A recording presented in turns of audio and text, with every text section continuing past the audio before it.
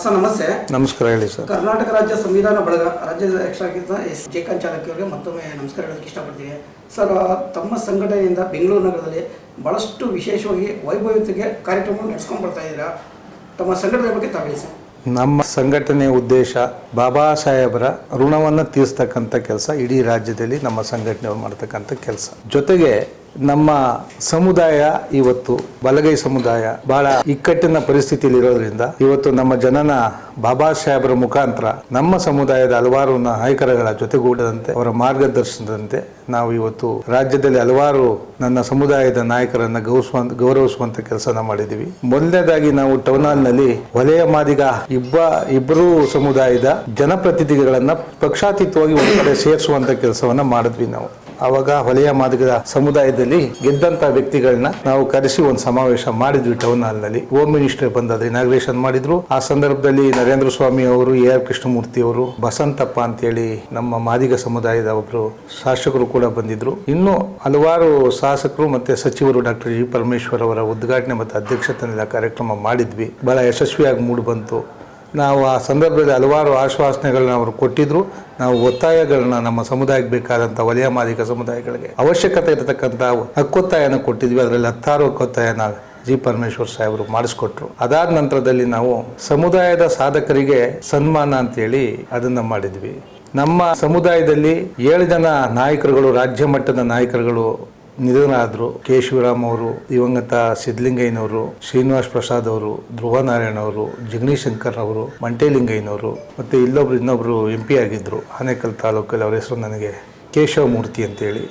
ಈ 7 ಫ್ಯಾಮಿಲಿಯವ್ರನ್ನ ಕರೆಸಿ ನಾವು ಬಾಬಾ ಸಾಹೇಬ್ ಅಂಬೇಡ್ಕರ್ ಅವರ ಮೊಮ್ಮಗನ್ನ ಕರೆಸಿ ಆ ಒಂದು ಸಭೆಗೆ ಎಲ್ಲ ನನ್ನ ಸಮುದಾಯದ ದಕ್ಷ ಅಧಿಕಾರಿಗಳನ್ನ ಮತ್ತೆ ರಾಜಕಾರಣಿಗಳನ್ನ, ರಾಜ್ಯಾದ್ಯಂತ ಸಂಘಟನೆ ನೀಡ್ತಕ್ಕಂಥ ರಾಜ್ಯಾಧ್ಯಕ್ಷಗಳು ವೆಂಕಟಸ್ವಾಮಿ ಅವರು ಇರ್ಬೋದು, ಮಾವಳಿ ಶಂಕರ್ ಅವರು, ದಿವಂಗತ ಚನ್ನಕೃಷ್ಣಪ್ಪನವರು, ಮೋಹನ್ ರಾಜ್ ಅವರು, ಇನ್ನೂ ಹಲವಾರು ರಾಜ್ಯ ಅಧ್ಯಕ್ಷಗಳು ಎಲ್ಲರನ್ನೂ ಕರೆಸಿ ಬಹಳ ವಿಶೇಷವಾಗಿ ಆ ಕಾರ್ಯಕ್ರಮವನ್ನು ಮಾಡಿದ್ವಿ. ಅದಾದ ನಂತರ ಬಾಬಾ ಸಾಹೇಬರ ಜಯಂತಿನ ವಿಶೇಷವಾಗಿ ಮಧ್ಯರಾತ್ರಿನಲ್ಲಿ ಏಪ್ರಿಲ್ 13 ಮಧ್ಯರಾತ್ರಿ 12 ಗಂಟೆ ಅಂದರೆ ಏಪ್ರಿಲ್ 14 ಮೊದಲನೇ ಸೆಕೆಂಡ್ಗೆ ಬಾಬಾ ಸಾಹೇಬ್ ಹುಟ್ಟುಹಬ್ಬನ ಬಹಳ ವಿಜೃಂಭಣೆಯಿಂದ ಟೌನ್ ಹಾಲ್ ಹತ್ರ ಮಾಡಿದ್ವಿ. ಹೀಗೆ ಹಲವಾರು ಕಾರ್ಯಕ್ರಮಗಳನ್ನ ನಾವು ಮಾಡ್ತಾ ಬರ್ತಾ ಇದ್ವಿ. ಕಳೆದ ಬಾರಿ ಡಿಸೆಂಬರ್ 6ರಲ್ಲಿ ಬಾಬಾ ಸಾಹೇಬರ ಮಹಾಪರಿನಿಬ್ಬಾಣವನ್ನು ಪ್ಯಾಲೇಸ್ ಗ್ರೌಂಡಲ್ಲಿ ಯಥಾವತ್ತಾಗಿ ಚೈತ್ಯ ಭೂಮಿನ ಇಲ್ಲಿ ಸೃಷ್ಟಿ ಮಾಡಿ ಅದಕ್ಕೆ ಹೆಲಿಕಾಪ್ಟರ್ನ ಪುಷ್ಪಾರ್ಚನೆ ಮಾಡೋದ್ರ ಮುಖಾಂತರ ಹಲವಾರು ಗಣ್ಯರನ್ನು ಕರೆಸಿ ರಾಜ್ಯಾದ್ಯಂತ ಪಕ್ಷಾತೀತವಾಗಿ ನಾವು ನಮ್ಮ ಸಮುದಾಯ ಮತ್ತು ಇನ್ನಿತರ ಸಮುದಾಯದ ನಾಯಕರುಗಳನ್ನು ಕೂಡ ಕರೆಸಿ ಅಲ್ಲಿ ಒಂದು ವಿಶೇಷವಾದ ಕಾರ್ಯಕ್ರಮವನ್ನು ಮಾಡಿದ್ವಿ ಸರ್. ಇಲ್ಲಿ ತನಕ ನಾವು ಬೆಂಗಳೂರಿನಲ್ಲಿ ಬಂದು ಈಗ 3 ವರ್ಷದಿಂದ ಈಚೆಗೆ ಮಾಡಿದಂಥ ಕೆಲಸ. ಅದಕ್ಕೆ ಮೊದಲೇ ನಾವು ಅಂಬೇಡ್ಕರ್ ಹಬ್ಬ ಅಂಥೇಳಿ ನಮ್ಮ ಎಲ್ಲ ತಾಲೂಕು ಮಟ್ಟದಲ್ಲಿ ಅಲ್ಲಿ ಇಲ್ಲಿ ಕೆಲಸಗಳು ಮಾಡ್ತಿದ್ದು. ರಾಜ್ಯ ಮಟ್ಟದಲ್ಲಿ ಇಷ್ಟು ಕಾರ್ಯಕ್ರಮಗಳು ಮಾಡಿದ್ದೀವಿ ಸರ್. ಇನ್ನೊಂದು ವಿಶೇಷವಾಗಿ ಕರ್ನಾಟಕ ರಾಜ್ಯ ಸಂವಿಧಾನ ಬಳಗ ವತಿಯಿಂದ ತಮ್ಮ ಬಗ್ಗೆ ನಾವು ಹೊಗಳಿಕೆಯ ಮಾತು, ಉತ್ಪ್ರೇಕ್ಷೆಯ ಮಾತು ಹೇಳ್ತಾ ಇಲ್ಲ ಸರ್. ಪ್ಯಾಲೇಸ್ ಗ್ರೌಂಡಲ್ಲಿ ವಿಶೇಷವಾಗಿ ಒಂದು ಕಾರ್ಯಕ್ರಮ ನಡೆಸ್ಕೊಟ್ರಿ. ಬಾಬಾ ಸಾಹೇಬ್ರ ಅಂಬೇಡ್ಕರ್ ಪರಿನಿಬ್ಬಾಣ ದಿನ. ಆ ಒಂದು ಕಾನ್ಸೆಪ್ಟ್ ನಿಮಗೆ ಹೇಗೆ ಬಂತು ಸರ್? ಆ ಹೆಲಿಕಾಪ್ಟರ್ಲಿ ಹೂವು ಬಿಡೋದು ಮತ್ತು ಅಷ್ಟು ಜನ ಬಂದು ಆ ಸಂತೋಷದಲ್ಲಿ ಭಾಗಿಯಾಗೋದು ಭಾಳ ಖುಷಿ ಕೊಡುವ ವಿಚಾರ, ಪ್ಲಸ್ ಒಂದು ದುಃಖ ಕೊಡೋ ವಿಚಾರ, 2 ವಿಚಾರ ಭಾಳ ಯಶಸ್ವಾಸಿ ಆಯಿತು ಸರ್ ಕಾರ್ಯಕ್ರಮ. ಆ ಕಾನ್ಸೆಪ್ಟ್ ಹೇಗೆ ಬಂತು ಸರ್ ನಿಮಗೆ? ನಮಗೆ ಹೇಗೆ ಅಂತಂದ್ರೆ ಸರ್, ಬಾಬಾ ಸಾಹೇಬ್ರ ನಮಗೆ ಚಿಕ್ಕ ಹುಡುಗರು, ನಮಗೇನು ಅನುಭವ ಇರಲಿಲ್ಲ. ಇವತ್ತು ಇತಿಹಾಸ ಮತ್ತು ನಮ್ಮವ್ರು ದೊಡ್ಡವ್ರು ಕೇಳದಂಥ ವಿಚಾರಗಳನ್ನ ಬಾಬಾ ಸಾಹೇಬ್ರ ಸತ್ತಂಥ ದಿನದಲ್ಲಿ ಅವರ ಶವವನ್ನು ತಗೊಂಡು ಹೋಗ್ಲಿಕ್ಕೂ ಪರಿತಪಿಸ್ತಾ ಇದ್ದಂಥ ಸಂದರ್ಭದಲ್ಲಿ ಬಾಬು ಜಗಜೀವನರಾಮ್ ಅವರು ಅವತ್ತು ವ್ಯವಸ್ಥೆ ಮಾಡಿ ಬಂದಂಥದ್ದು. ಆವತ್ತು ಸಾಹೇಬ್ರು ಶವ ಸಂಸ್ಕಾರನೇ ಆಗಲಿಲ್ಲ ಅಂತಂದಾಗ ಅಂಥ ಮಹಾನ್ ಚೇತನನ ನಾವು ಇವಾಗ ಬದುಕಿದ್ದೀವಿ ಅಂದಾಗ ಅವರ ಪರಿನಿಬ್ಬಾಣ ದಿನವನ್ನು ವಿಶೇಷವಾಗಿ ಆಚರಣೆ ಮಾಡಬೇಕು ಅಂತೇಳಿ ನಮ್ಮ ರಾಜ್ಯದ ಜನ ಎಲ್ಲರೂ ಕೂಡ ನಮ್ಮ ಸಮುದಾಯದವರು ಚೈತ್ಯ ಭೂಮಿನ ನೋಡ್ಲಿಕ್ಕೆ ಆಗಲ್ಲ ಅಂಥೇಳಿ ನಾವು ಅಲ್ಲಿ ಬಾಬಾ ಸಾಹೇಬ್ರ ಒಂದು ಇದಕ್ಕೆ ಹೋದಾಗ ಅದೊಂದು ಜ್ಞಾನೋದಯ ಆಯಿತು. ಬಾಂಬೆಗೆ ನಾವು ಚೈತ್ಯ ಭೂಮಿಗೆ ದಾದರ್ನಲ್ಲಿ ಹೋದಾಗ ಅದೊಂದು ಜ್ಞಾನೋದಯ ಬಾಬಾ ಸಾಹೇಬರು ಕೊಟ್ಟರು. ಯಥಾವತ್ತಾಗಿ ಅದನ್ನೇ ತಂದು ನಾವಿಲ್ಲಿ ನಿರ್ಮಾಣ ಮಾಡಿದ್ವಿ.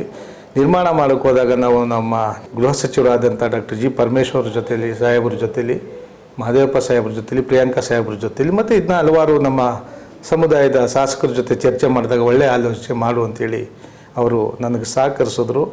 ಹಾಗಾಗಿ ನಾನು ಆ ಕಾರ್ಯಕ್ರಮನ ಹೆಲಿಕಾಪ್ಟರಿಂದನೇ ಹೂ ಹಾಕಿಸ್ಬೇಕು ಅಂತೇಳಿ ನಮ್ಮ ಸಂಘಟನೆಯ ಎಲ್ಲ ಸದಸ್ಯರುಗಳು ಗೋಲ್ಡನ್ ಅಂಬೇಡ್ಕರ್ ಫೌಂಡೇಶನ್ ಟ್ರಸ್ಟ್ನ ವತಿಯಿಂದ, ಅದು ನಾವು ಸಂಸ್ಥಾಪಕರಾಗಿದ್ದೇವೆ, ಸಂವಿಧಾನ ಬಳಗದ ವತಿಯಿಂದ ಎಲ್ಲ ರಾಜ್ಯದ ಹಲವಾರು ಸಂಘಟನೆಗಳ ಸಹಕಾರದೊಂದಿಗೆ ಭಾಳ ಅಚ್ಚುಕಟ್ಟಾಗಿ ನಮ್ಮ ಸಾಹೇಬರಾದಂಥ ಪರಮೇಶ್ವರು, ಮಾದೇವಪ್ಪರು, ಖರ್ಗೆಯವರ ಸಹಕಾರದಲ್ಲಿ ತುಂಬ ಚೆನ್ನಾಗಾಯಿತು ಸರ್.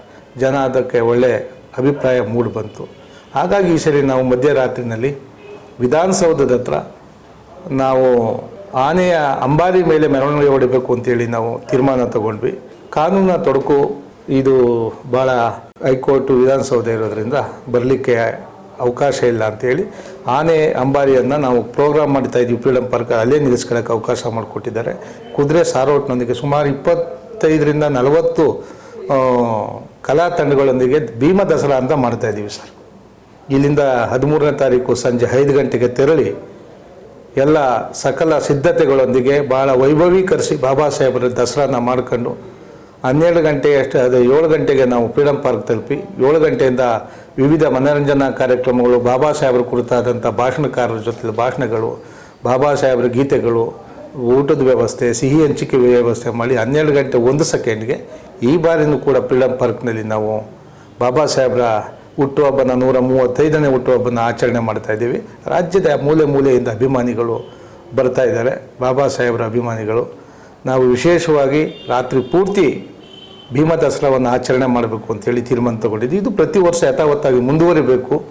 ನಮ್ಮ ಮುಖ್ಯ ಉದ್ದೇಶ ಏನು ಅಂತಂದರೆ ಸರ್ಕಾರನೇ ಕೂಡ ಇದನ್ನು ಜವಾಬ್ದಾರಿ ತಗೊಂಡು ಇವತ್ತು ನಾವು ಮಾಡ್ತಾ ಇದ್ದೀವಿ, ಒಂದು ಸಂಘ ಸಂಸ್ಥೆ, ಒಂದು ಸಂವಿಧಾನ ಬಳಗ ಅಂತ ಒಂದು ಏನು ಸಂಘಟನೆ ನಿರ್ವಹಿಸ್ತಾ ಇದೆ, ಇದನ್ನು ಸರ್ಕಾರ ವಹಿಸ್ಕೋಬೇಕು.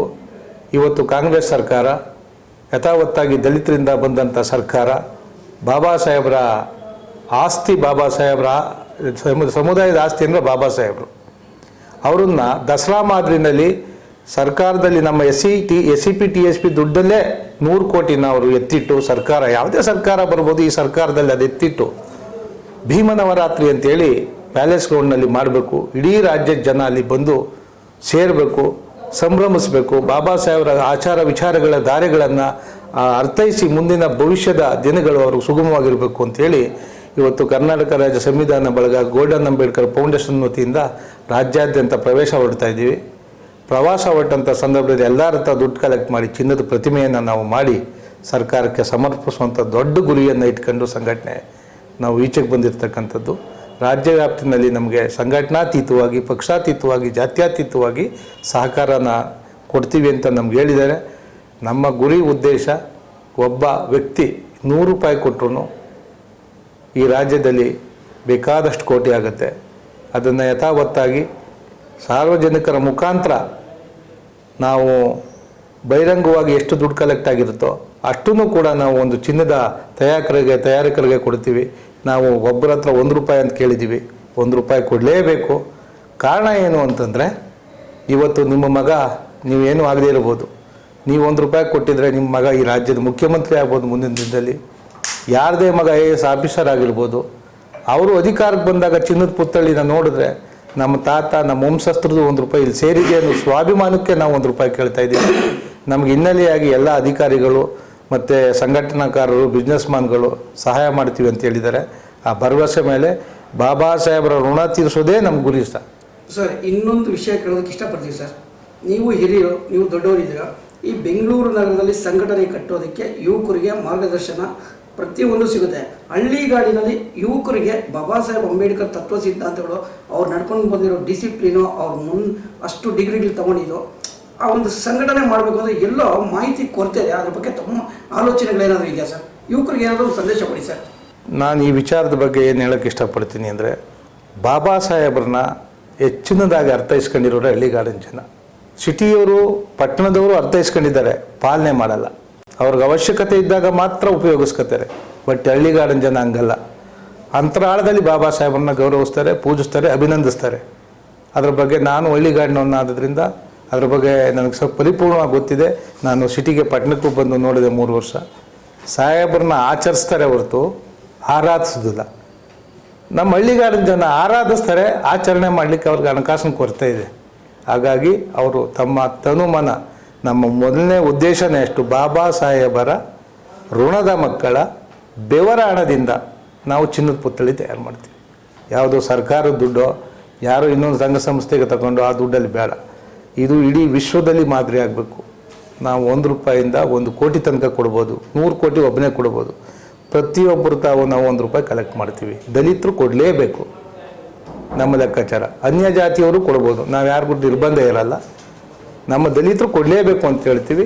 ಸಾರ್ವಜನಿಕವಾಗಿ ಈ ಕಾರ್ಯಕ್ರಮನ ಆಯೋಜಿಸಿ ಈ ಸರ್ಕಾರಕ್ಕೆ ಸಮರ್ಪಿಸಬೇಕಾದಂಥ ಸಂದರ್ಭದಲ್ಲಿ ನಾವು ಈ ರಾಜ್ಯದ ಒಂದು ಬಹುದೊಡ್ಡ ಕಾರ್ಯಕ್ರಮವನ್ನು ನಾವು ಈ ರಾಷ್ಟ್ರದ ಎಲ್ಲ ರಾಜ್ಯದ ದಲಿತ ಮುಖಂಡರನ್ನು ಒಳಗೊಂಡಂತೆ ಪಕ್ಷಾತೀತವಾಗಿ ಎಲ್ಲ ಶಾಸಕರು, ಸಚಿವರು, ಮಾಜಿ, ಹಾಲಿ ಎಲ್ಲರನ್ನೂ ಕರಿತೀವಿ.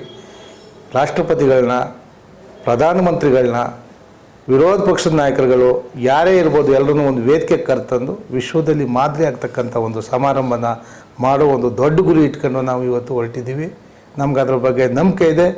ಬಾಬಾ ಸಾಹೇಬ್ರ ಆಶೀರ್ವಾದ ಇರೋ ತನಕ, ಭಗವಾನ್ ಬುದ್ಧರ ಅನುಗ್ರಹ ಇರೋ ತನಕ ನಮ್ಗೆ ಯಾವುದೇ ಥರದ ಆತಂಕಗಳಾಗೋದಿಲ್ಲ ಅನ್ನೋ ವಿಶ್ವಾಸ ಇದೆ.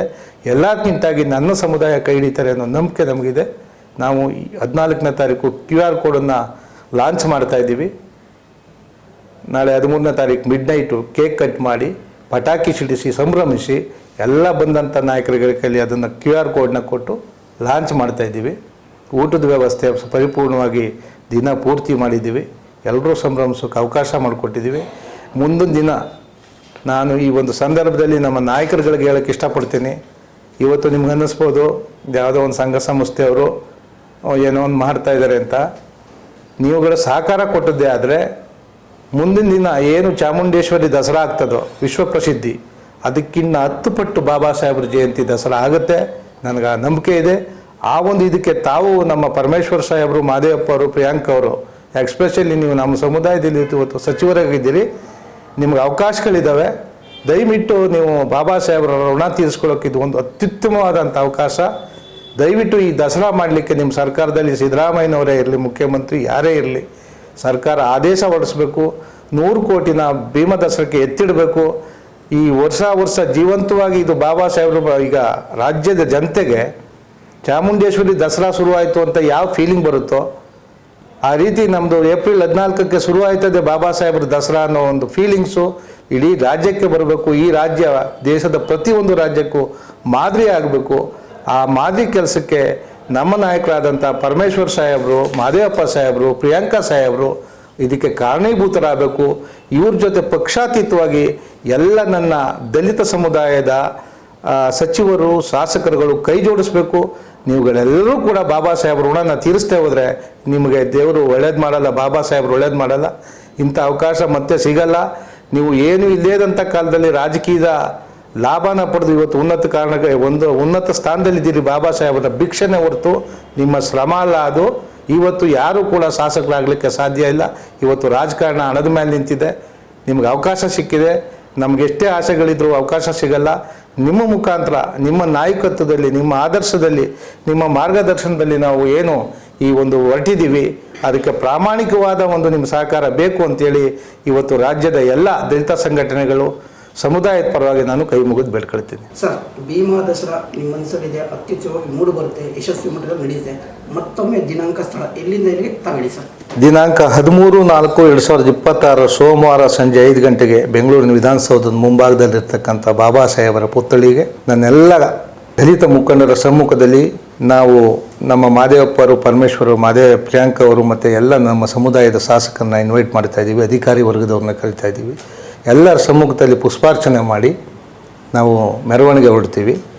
ಆ ಮೆರವಣಿಗೆ ಸಂದರ್ಭದಲ್ಲಿ ರಾಜ್ಯದ ಎಲ್ಲ ಹೆಸರಾಂತ ಗಾಯಕರುಗಳು ಭಾಗವಹಿಸ್ತಾರೆ. ಈ ಜೂನಿಯರ್ ರಾಜ್ಕುಮಾರ್ ಅವರು, ಜೂನಿಯರ್ ವಿಷ್ಣುವರ್ಧನ್, ಅಂಬರೀಷು, ಪುನೀತ್ ರಾಜ್ಕುಮಾರ್ ಇವ್ರನ್ನ ಕರೆಸ್ತಾ ಇದ್ದೀವಿ. ನಮ್ಮ ಆ ಒಂದು ಕಾರ್ಯಕ್ರಮದಲ್ಲಿ ಭಾಗಿಯಾಗಬೇಕು ನೀವು ಸಾಹೇಬರ ಒಂದು ಇದರಲ್ಲಿ ಅಂತೇಳಿ ಮನವರು ಪಾಪ ಪ್ರೀತಿಪೂರ್ವಕವಾಗಿ ಬಂದು ಭಾಗವಹಿಸ್ತಾ ಇದ್ದಾರೆ. ಅವರಿಗೆ ನಾನು ಈ ಸಂದರ್ಭದಲ್ಲಿ ಅಭಿನಂದನೆಯನ್ನು ಸಲ್ಲಿಸ್ತೀನಿ. ಭಾಳ ವಿಶೇಷ ವಿಭಿನ್ನವಾಗಿ ನಾವು ಮಾಡ್ತೀವಿ ಸರ್.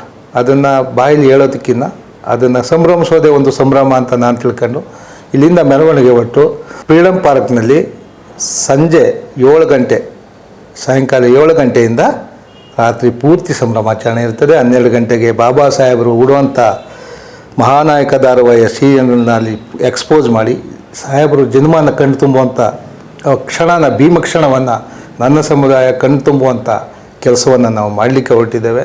ಆ ಗಳಿಗೆಯಲ್ಲಿ ಪರಿಸರ ಮಾಲಿನ್ಯ ಆಗತಕ್ಕಂಥ ನೈಸರ್ಗಿಕವಾದ ಪಟಾಕಿಗಳನ್ನು ಸಿಡಿಸಿ ಸಂಭ್ರಮಿಸಿ ಈ ವರ್ಷದಿಂದ ಅದು ಮಾದರಿ ಆಗಬೇಕು. ಅದಕ್ಕೆ ಚಾಲನೆ ಕೊಡೋಕ್ಕೆ ಇವತ್ತು ಮಾಧ್ಯಮದ ಮುಖಾಂತರ ನಾನು ನಮ್ಮ ಪರಮೇಶ್ವರ್ ಸಾಹೇಬರು, ಮಾದೇವಪ್ಪ ಸಾಹೇಬರು ಮತ್ತು ಪ್ರಿಯಾಂಕಾ ಸಾಹೇಬರಲ್ಲಿ ಅವತ್ತು ಕೇಕ್ ಕಟ್ ಮಾಡೋಕೆ ತಾವು ಬರಬೇಕು ಅಂತ ಈ ಮಾಧ್ಯಮದ ಮುಖಾಂತರ ಇದ್ರ ಜೊತೆಗೆ ಎಲ್ಲ ದಲಿತ ಶಾಸಕರು ಬರಬೇಕು ಅಂತೇಳಿ ಮನವಿ ಮಾಡ್ತೀನಿ. ನಾವು ಕರ್ನಾಟಕ ರಾಜ್ಯ ಸಂವಿಧಾನ ಬಳಗ ಅಂತೇಳಿ ನಮ್ಮ ರಾಜ್ಯ ಸಂಘಟನೆ, ನಮ್ಮ ಟ್ರಸ್ಟು ಡಾಕ್ಟರ್ BR ಅಂಬೇಡ್ಕರ್ ಅವರ ಗೋಲ್ಡನ್ ಅಂಬೇಡ್ಕರ್ ಫೌಂಡೇಶನ್ ಅಂತೇಳಿ ನಮ್ಮದು ಈ ಒಂದು ಚಿನ್ನದ ಪುತ್ಥಳಿಯ ತಯಾರಿಕೆಗೆ ಒಂದು ಟ್ರಸ್ಟ್ ಮಾಡ್ಕೊಂಡಿದ್ದೀವಿ.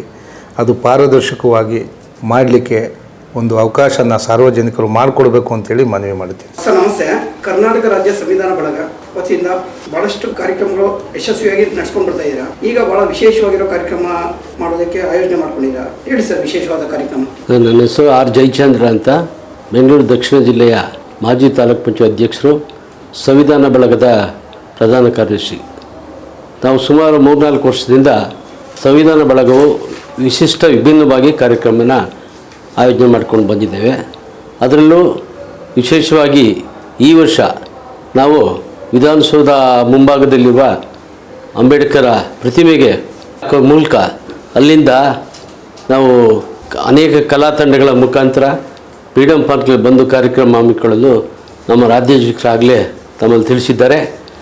ಆದಾಗ್ಯೂ ನಾನು ಹೆಚ್ಚಿನಾಗಿ ಗ್ರಾಮೀಣ ಪ್ರದೇಶದ ಎಲ್ಲ ಗ್ರಾಮದ ಅಂಬೇಡ್ಕರ್ ಅಭಿಮಾನಿಗಳು, ಹಲವಾರು ದಲಿತ ಸಂಘಟನೆಗಳ ಮುಖಂಡರುಗಳು ಎಲ್ಲರೂ ಕೂಡ ಈ ಒಂದು ವಿಶೇಷ ಕಾರ್ಯಕ್ರಮಕ್ಕೆ, ಈ ಒಂದು ಭೀಮಾ ದಸರಾ ಎಂಬ ಕಾರ್ಯಕ್ರಮಕ್ಕೆ ಎಲ್ಲರೂ ಭಾಗವಹಿಸಬೇಕು ಅಂತ ಈ ಮೂಲಕ ತಮಗೆಲ್ಲರಲ್ಲಿ ಮನವಿ ಮಾಡ್ಕೊತಾ ಇದ್ದೇನೆ. ಯಾವುದೇ ಸಂಘಟನೆ ಆಗಲಿ ಭೇದ ಭಾವ ಇಲ್ಲದೆ ಇಂಥ ಒಂದು ಕಾರ್ಯಕ್ರಮಕ್ಕೆ ಇದೇ ಪ್ರಥಮವಾಗಿ ಈ ಭೀಮಾ ದಸರಾ ಮಾಡ್ತಾ ಇರೋದ್ರಿಂದ ದಯಮಾಡಿ ಗ್ರಾಮೀಣ ಪ್ರದೇಶ ಆಗ್ಬೋದು, ಬೆಂಗಳೂರು ನಗರ ಪ್ರದೇಶ ಆಗ್ಬೋದು, ಅಥವಾ ಅಧಿಕಾರಿಗಳಾಗ್ಬೋದು, ನಿವೃತ್ತ ಅಧಿಕಾರಿಗಳು ಎಲ್ಲರೂ ಕೂಡ ದಯಮಾಡಿ ಹೆಚ್ಚಿನ ಸಂಖ್ಯೆಯಲ್ಲಿ ಬಂದು ಈ ಕಾರ್ಯಕ್ರಮ ಯಶಸ್ವಿಗೊಳಿಸಬೇಕಾಗಿ ಈ ಮೂಲಕ ಮನವಿ ಮಾಡ್ಕೊತೀನಿ.